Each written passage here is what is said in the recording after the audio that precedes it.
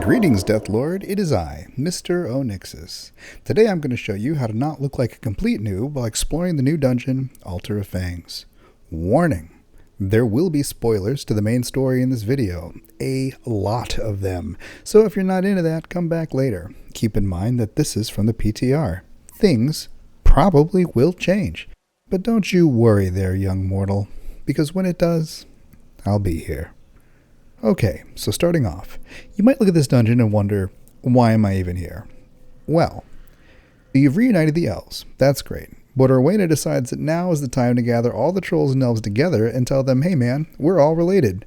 Which I think we've known for a long time. I guess they just never got the memo. Zul'jahn does not take kindly to this information and demands proof.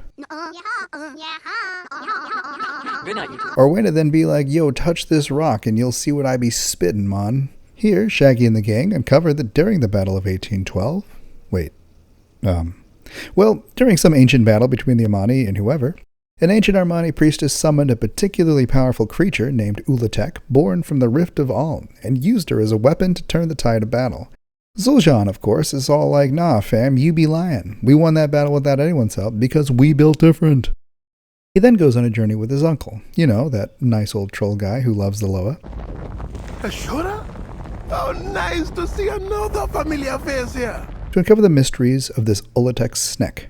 Hilarity ensues and the uncle repeatedly says, this is enough, this is a terrible idea. This can only end in tears. But you, the hero of Azeroth, just can't help yourself but to accomplish every task Zul'jahn gives you as he marches towards complete self-destruction. This entire city must be purged. Luckily enough, you enlist the aid of a conveniently located spirit mask who seems to know the history of the Forbidden Snek. Realizing Giant Snek is a weapon, Zul'jahn decides to free the ancient beast and to use it to make Zul'aman great again, killing his uncle in the process. Yikes. Of course, Zul'jahra tries to stop him, but he reminds her that he ain't no kid no more and he be living his realest life, slicing her with an ancient dagger, giving her a 1000% healing absorption debuff, and ticking for necrotic damage every second. The only way to cure this curse and to save Leander and sister from another mister is to storm the Altar of Fangs and to retrieve the blade from Zul'jahn, who is actively trying to release Ulatek. Master, I've entered the Altar of Fangs. It's so green. Excellent work, Deathlord. Your target is Zul'jahn, but be careful. He's considered extremely dangerous. You'll need to take out the 5 totems maintaining the shield around the dungeon's heart. The trash in there is brutal. You may need to rely on the CQC the boss taught you in the MrOnyxsis Mythic Plus guide. But isn't that guide for Season 1? How can that help me? Well, Deathlord, while you might find yourself a bit more scarce on runes, and your Soul Reaper has been uncoupled from your Putrefy, many of the fundamentals remain the same. Now stop dilly-dallying and neutralize the target. Roger. I'll do what I can to avoid detection, but things might get a little rough. In the first area, there are 5 totems that must be destroyed to gain access to Zul'jahn's secret laboratory. Here you'll find ads such as leeches, bird snakes, tall snakes, chief snek, and dragon snek. On death, the leech snakes erupt, dropping floor denial that slows and damages you, and doesn't care if you have AMS up. Bird snake be spittin' at random players and will occasionally cast an interruptible piercing hiss. This reduces player haste by 30% if not interrupted. This also cannot be AMS'd. Tall Snake turns red and beats the heck out of your tank. Chief Snek will occasionally cast Blood Sacrifice, where you'll see each player spawn a large red Shadow Snake, who then hits you for damage and debuffs you with a chunky healing absorb. Surely this debuff can be precast AMS'd, right? Nope. Dragon Snake will periodically cast paralyzing shots. This can be AMS'd. He'll also cast a large green breath beam and spin. Dodge this. Now that you've destroyed all the totems, mount your death charger and bravely charge to the boss platform below. Snake,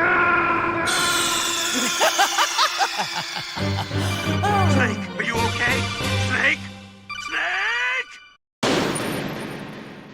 Snake? Okay, yeah, maybe don't do that. And if you do, definitely don't release. Now we reach Ravi, the Dog Snek.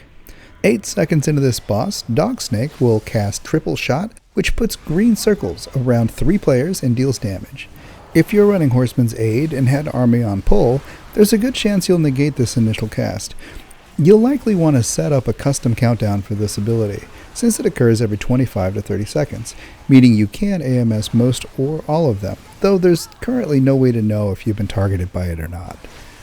There are 3 large piles around the room. An ad will occasionally die and fall into one of them. It is important the tank keeps the boss away from that pile and closer to another pile. Otherwise, the boss will consume the fresh meat and deal rapid increasing damage and give you an excess of soaks to catch. Dog Snek will start eating, getting a small absorb shield you need to break through to stop her scavenging cast. Catch circles while doing this. The boss will occasionally cast Regurgitate, which looks like a frontal cone but is actually 3 slime waves that launch towards the indicated vectors. So, you can't stand between these, within the cone, if you like to for some reason. The next room is terrible. It's dense with hatchlings, regular snakes, evo snakes, and triple snakes. Hatchlings will fixate a random player, they hurt a lot, and running from them has a high likelihood of pulling other mobs if not done carefully. I definitely recommend Grip of the Dead for this room in particular. Triple Snek will occasionally channel his inner snake jazz and rattle for AoE damage. Evo Snake will spam cast an interruptible Envenom cast at a random target, and periodically attempts to evolve and cast a evolved Envenom on all players. While evolving, the Evo Snake can be stopped. As a Death Knight, you have Asphyxiate, Blinding Sleet, and 2 charges of grip you can use to lock these guys down. If an evolve cast does get off, focus down these ads to break their shield and drop their cast, or you will die. The next room is a boss room. Same ads as before, but with a little bit of ground rumblings to spice things up. Finishing this pack summons the Writhing Coil, a Giga triple snake if you will. On pull, the boss casts Synchronized Venom. This cast can be pre-AMS'd. You'll then just kind of hang out for a few seconds until the boss casts Death Rattle. Towards the end of this cast, you'll be blessed with an extra action button. This will cause you to grab an individual snake from the amalgamation, which you can then pull until your line glows green. Once 4 players have created 4 green glowing lines, the boss will pull apart, stopping its death rattle and breaking him into several individual snakes. Kill these snakes.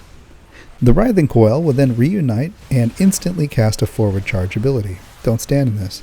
Once he finishes charging, he'll turn around and aim a cone towards the center of the room. Also don't stand in this. He'll then recast Synchronized Venom, which you should likely set a countdown, and pre-AMS.